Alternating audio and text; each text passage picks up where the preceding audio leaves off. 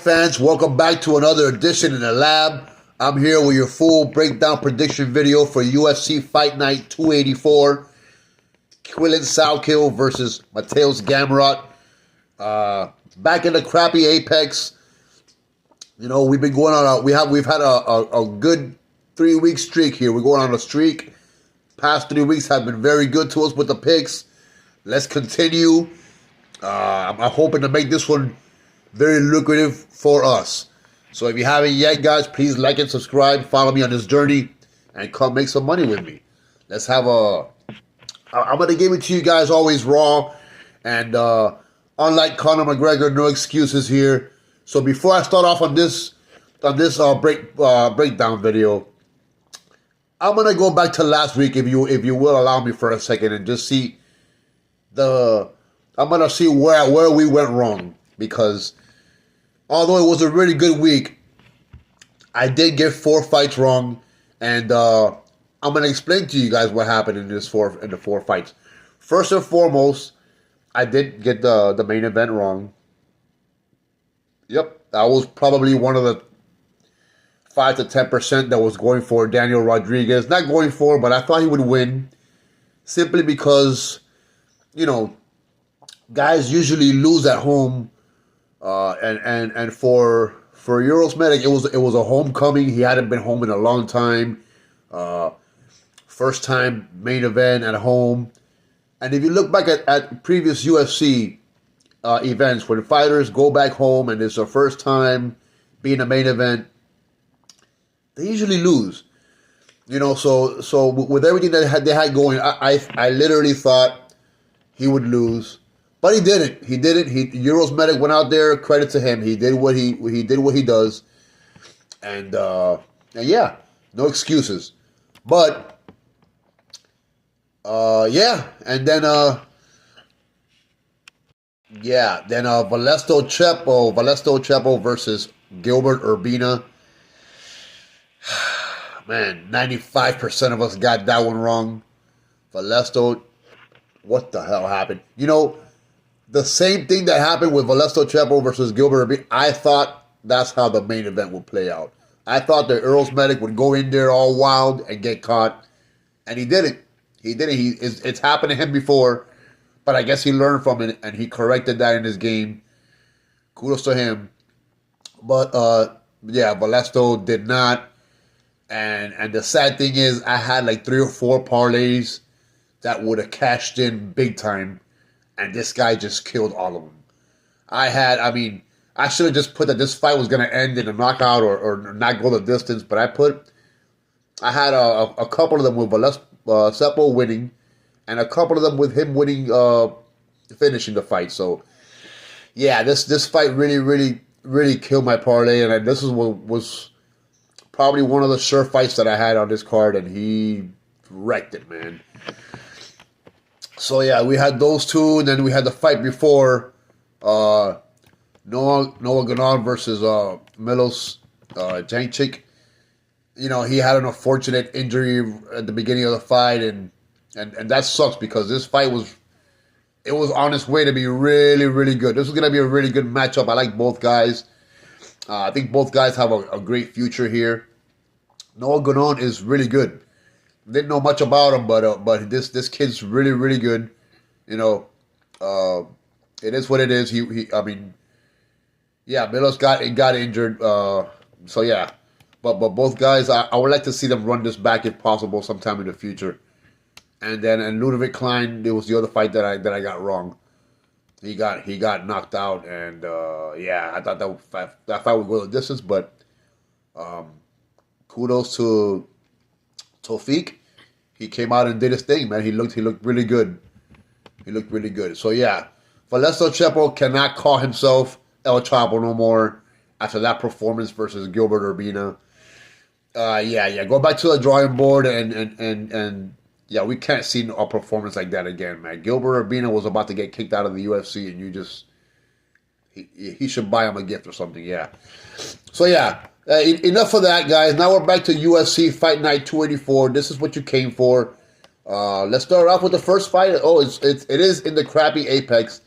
8 p.m. Saturday. That's Eastern time. That will be 5 p.m. Pacific over there in Las Vegas. And kind of sucks, man. I wish it was 5 o'clock here. I kind of like this UFC during the day on Saturdays. I like that. It's giving me getting my schedule flexibility much needed. So yeah, we're gonna kick it off with the first fight here: Mateusz versus Richie Miranda, and this is a great way to start off this little card. Let me tell you, these two guys, Mateusz 14-1, Richie's 13-1, making his UFC debut. I like Mateusz also. He knocked out I think Oki on his UFC debut not too long ago. And we're in for a really good lightweight fight here. Both guys come to fight. Both guys bring it. Usually the UFC throws a little bone there to start off the card, especially in the prelims, but not this one. This is gonna be guns blazing. If it lasts long enough, this could be the fight of the night. But I don't know, man. Richie, usually I'm hesitant when guys make their UFC debut. But I got a good feeling about this Richie Miranda guy. He's really good.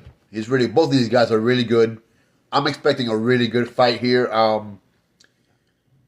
If it goes long enough, it might be the fight of the night. It has a chance to be. Sorry, it has a chance to be. I'm not gonna say it is or not. But I'm gonna say Richie Miranda wins here by decision. I mean, he could get a KO. This kid's really good, but I see Mateusz also as well. So, yeah, just give me. Let's just be safe and say Richie Miranda by unanimous decision to start off the night here. All right. Next, we got our OF fight of the night. Yep, this early, Juliana Miller versus Ravena Oliveira, and yeah, man, this should have been probably the opener, but they decided to go with the new guy there. So yeah, you got Juliana Miller versus Ravena Oliveira. Man, this is gonna be I would say a typical. Yeah, this is your average woman's MMA fight in this flyweight bout. Ravena Oliveira, Juliana Miller. If you're not the women that are not at the top echelon, she will be. So, Ravena Oliveira is very good looking, but has lost her last 3. She got finished in 2 of them. And Juliana Miller, whether she loses or wins, she always brings it. She's always bringing the fight. She's not afraid to use her jiu-jitsu. She's not afraid to. She's a mixed martial artist. She can do it all. She can swing. She can grapple. So, just the trajectory of both women's careers. I'm gonna say that. I mean, they're both mid-tier. One is 5-4, the other is 7-4-1. But I just like the mixed style of fighting of Juliana Miller. So, I mean, the submission is always live here, but I'm gonna say she just wins by decision. Let's just be safe. There will be a couple submission threats, I believe. And Juliana's always live for the finish, especially in this fight. But just to be safe, I'm going to say that she wins by decision. All right. And then, so next fight, we got Amanda Lemos versus Alexia Tainara. Oh, boy. I've been wanting to see Alexia Tainara. I don't know why she hasn't fought. It seems like forever. But, yeah, man, this is a pretty good women's strawweight, both Brazilian, both 5'4". I mean, Alexia Tainara, man, she seems bigger than 5'4" when she's in the ring. She is something else, man. And being 9 years younger, everything points to her just obliterating Amanda Lemos in this fight. Amanda Lemos, man, she likes to bully people though. She will come out aggressive. She will come out with leg kicks. She will bring it to her. Remember, she's a southpaw, so I don't know how Alexa will fare. But Alexa only has one loss, and she usually runs through these women, and I'm not expecting her to do any less here. Um, the only question I have is how will she win? Um, I'm gonna say submission. I'm gonna say she gets down to the ground, and Amanda Lemos tries to scramble or probably tries to, she's gonna make a mistake, and Alexa Tainara is gonna do what she does. She's gonna capitalize, or she might just beat her to a pulp. She might just get her down and straddle and TKO her. But I definitely have Alexa Tainara finishing Amanda Lemos. And yeah, we'll see what's next for her. After this, she will be ranked. If she's not now, she will be ranked by finishing her. But let's say sub. I'm gonna say submission, maybe second round. All right. Next fight, we got Steven Asplund versus Guillermo Pat. Man, first heavyweight fight here in this card. Steven Asplund lost his last one, but he put up a fight. He always looks pretty good in his fights. He's very young, very raw in his career, so he's still growing. And Guillermo Pat lost his last fight to Peterson. Before that, he was on a crazy winning streak. Not crazy, but he had won his first 6 fights, so he was undefeated, and he lost to Peterson by decision. Yeah, losing to Peterson by decision. I had high hopes for this guy. I thought he was going to come out and annihilate him. And he just didn't. This guy just seems to not have that killer instinct that I like to see guys have, especially if they're going to make it to the top. So, yeah, man. But you know who does have that killer instinct in him? Steven Asplund. Although he's only 7-2, but from what I've seen in Steven, if he tries his best. If you show him, if you make a key mistake, he will go for the kill. He knows when to press. This guy's here to entertain. This guy's an entertainer. I mean, skill wise, he's not to the point of Josh. But one thing I will say is he does come to fight, and yeah, I have this guy winning here, and I have him winning by TKO.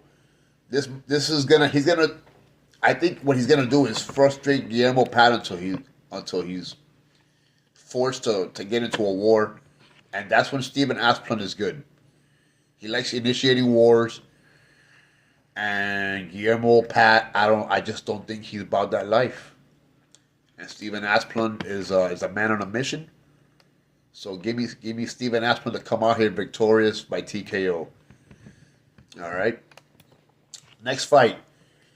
DR Norgage versus Bruno Lopez.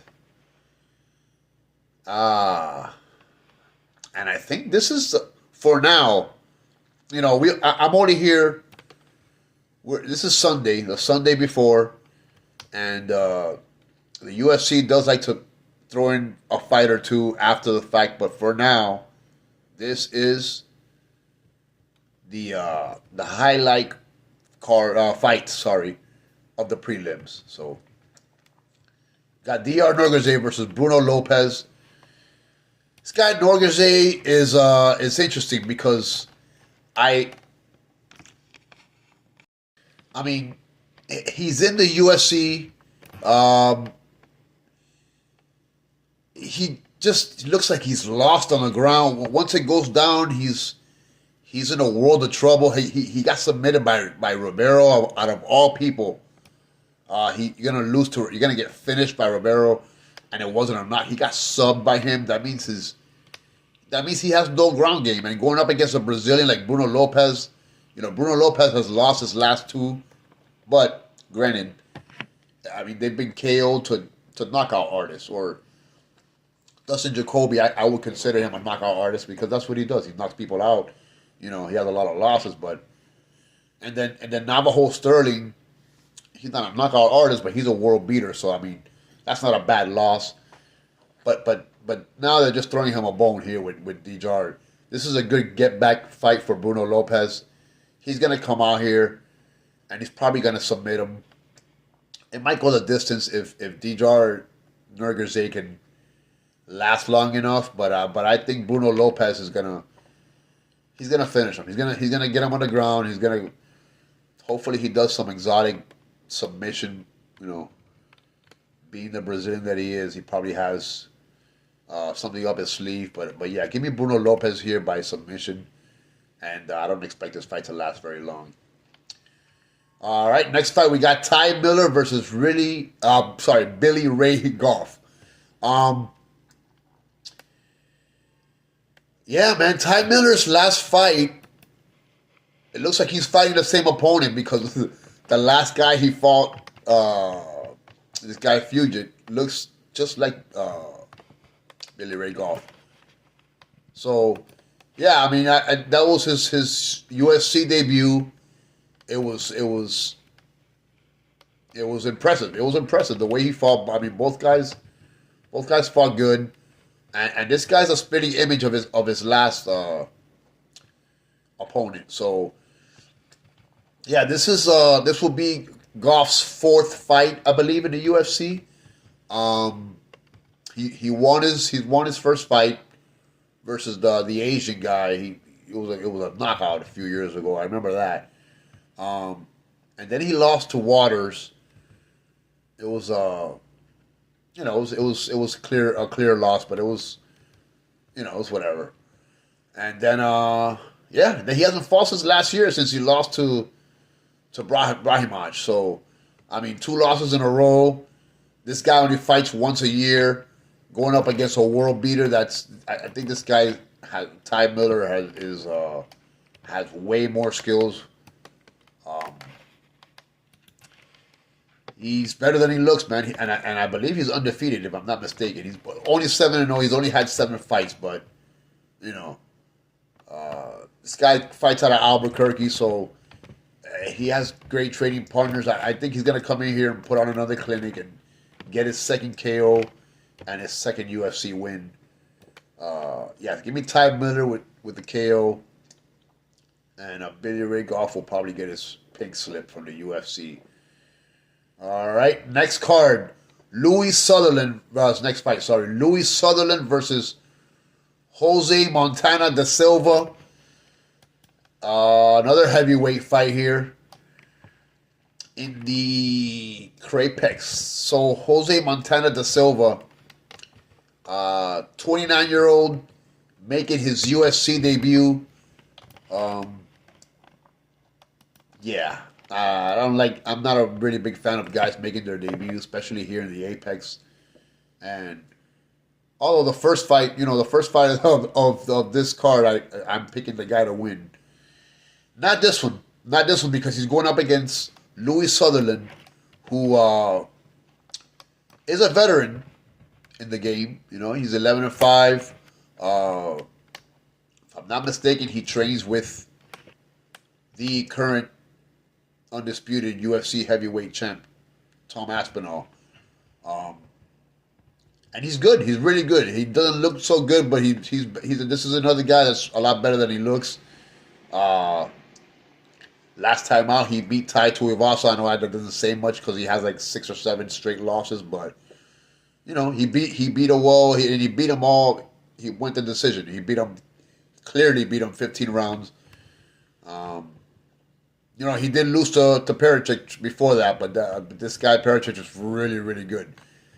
And then he got, of course, he was one of the heel hook victims of Walker. But, unless you're really, really good, Sutherland is probably going to win. I know he has more. He can grapple. He's not the best of grapplers, but he can hold his own on the ground. And he has pretty good hands. And so the guy, I think he's going to come. I just don't think Jose Montana da Silva is going to come here and excuse me, impose his will on Louis Sutherland on his UFC debut, but I could be wrong. I just don't see that happening. All right. Next fight. Miles Johns versus Jesse Rosas. This is a tough one. This is a tough one, boys and girls, because Jesse Rosas is a young kid. He's really good. Making his UFC debut here.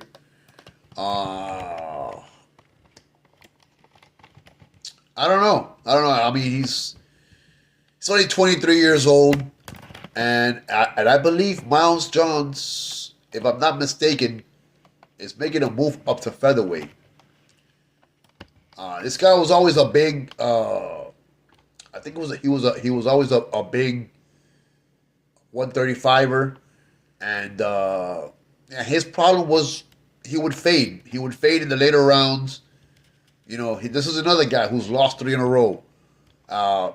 He got submitted in 2, and then Marcos. I'm sorry, he lost 2 by decision to 2 really good guys in the 135 division. Lima and Matsumoto. They're really young, really good young prospects, and he lost those to. Then he got submitted by Marcos, who's another really good guy. So I mean, those are 3 losses to top talent. In the bantamweight division, and before that he was doing really good. He had won a few in a row. So, you know, I think he made a business decision here to move to 145, and I don't think he's gonna let a young kid come and take his career away in the UFC. So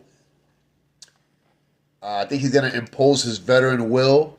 And I got Miles Johns here winning by decision, but it will be close because this kid, Jesse Rosas, if he doesn't make a mistake like young kids usually do, if he comes out here and he's well prepared, this could be a really good fight.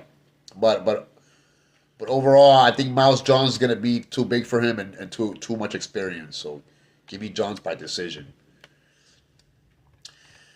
Next fight, Darren Elkins. Jesus Christ, this guy's still fighting. Oh, my God. And in the UFC, versus Yair Del Valle. Let me tell you what this is, guys. This is a test to see if Darren Elkins, if he wins, I don't know if this is the last fight in his contract, but this guy just looks like a zombie out there. I don't think he should be fighting in the UFC. Maybe LFA or PFL, or he comes to fight. They call him damaged for a reason, but this guy, he'll be bleeding. He'll be done, but he won't be done. You know, you got to really, really finish this guy. So, props to him. He's a very tough, durable guy, but how much beatings can you take? The UFC's at the top of, just upper echelons in mixed martial arts. I just don't think this guy belongs here anymore. And Yair Del Valle, he was undefeated prospect until not too long ago.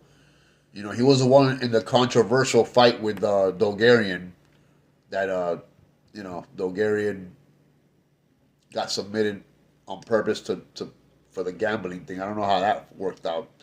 FBI is probably still searching on that, but that was and then his next fight, he lost to Jordan Levitt. He just got outclassed on the floor. So this is a test here. If Del Valle doesn't finish Darren Elkins, then he really doesn't belong in the UFC. You know, if he comes here and just barely gets a big decision win against Darren Elkins, then it's kind of like a fraud check, man. He has to come out here and impose his will and really bring the fight to Darren Elkins and finish him fast. You know, I don't want to see none of this. Don't even let him win a round, because if you are who you say you are, he should clearly, easily win this fight. So. And I think he is. I think he's pissed off that he lost his last fight, And I think he's gonna come over here and show that he can grapple, and he's gonna. I got him winning here by sub, um, even though he has no ground game from what we saw. I think he's gonna come in here and get a sub somehow, and finish Darren Elkins off like he should. All right. Co-main event of the evening: Diego Ferreira versus Billy Quarantillo. I thought Quarantillo had retired, believe it or not. When I saw him on this card, I was like, damn. I mean, this guy, I thought he was announcing or something, just announcing fights. His last fight, what was Billy's last fight? Billy's last fight was like a year and a half ago, when he got knocked out. It was a really good fight. It was a really good fight, entertaining. And Cub Swanson got that third round TKO, but it was a really good, entertaining fight between both guys. But that year and a half layoff, man, doesn't seem good. Before that, he got submitted by Zalal. So he hasn't won a fight, in about 3 years. So it's been about 3 years since he got his last win. And not to say that Diego Ferreira is he's 40 years old. He's 40 years old, and yeah, he's on a 2-fight losing streak himself. So, yeah, but he's been fighting. He's been fighting more than his opponent. So that year and a half layoff just doesn't sit well, man. I mean, if you take a year off and you're 40. This could be, I don't know why this is the co-main event, but I guess it's up to these guys to prove me wrong. It's up to Ferreira and Quarantillo to show me that they still got it. Show us that they still have it. And come out here but I just think that ring rust is real, man. And Diego, he might be 40, but he doesn't fight like he's 40. He's gonna come out here with leg kicks, he's gonna be aggressive. He's gonna do whatever he has to do, man, and I think it's gonna be a pretty good fight at first, but yeah, I got Diego Ferreira winning. Give me Diego Ferreira winning by TKO. Yeah, I just don't see. I don't see Billy Quarantillo, even though I like the guy. I just don't see him. Coming back after a whole year and a half off, and just I could be wrong. Billy showed me that ring rust is not real, and come and execute Diego. But yeah, I got Diego Ferreira. You know what? I'm gonna change the style. I'm gonna say Diego Ferreira wins by decision, because I don't. Yeah, I mean, both guys are gonna have their moments, but all in all, I think this fight's gonna go a distance, and Diego Ferreira is gonna have a little more output. So yeah, give me him to win by decision. All right, and guys, if you haven't yet, like and subscribe. Show me some love. Come on this journey with me. Yeah, I mean the next the next month of UFC honestly does not look good. I mean, we're in for a boring month, believe it or not. I mean, I could be wrong. I hope I'm wrong. I watch the UFC every week. I love the sport. I like the promotion, but I just, from what I see the forecast of next month, I see a lot of boring cards, to be honest with you. Up until the Noche. The Noche card I expect to be really well. But yeah. So we got the main event here, Mateusz Gamrot versus Quillan Salkilld. I can't believe they have Quillan Salkilld here in the crappy Apex. Man, this guy's entertaining. He's fun to watch. He always brings it. He's entertaining, man. I love the way he fights. He brings it. He's aggressive. He's never in a boring fight, and he's a winner, man. The kid is for real. Going up against Mateusz Gamrot, who is always dangerous. really dangerous. You got Australia versus Poland here. Mateusz Gamrot, they call him Gamer because he's always game. But he's gonna try to do. He's gonna try to test Quillan Salkild's grappling ability, and he might get him down. He might win. He might steal some time. I don't know how long. Maybe a round or two, or maybe a round and a half. If he gets him down, it's his territory. But then over the course of a 5-round fight, I'm gonna trust Quillan Salkilld to come in here and do his thing. And eventually Quillan Salkilld will win by TKO. Maybe it might be soon. It might be quick. It might be in the fifth round. But somewhere in there, Mateusz Gamrot won't be as effective anymore.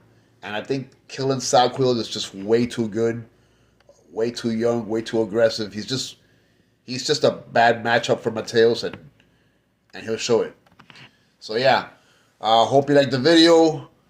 Hope I can make you guys make some money and cash in with me. Like and subscribe and come along the journey, and I'll see you guys next week.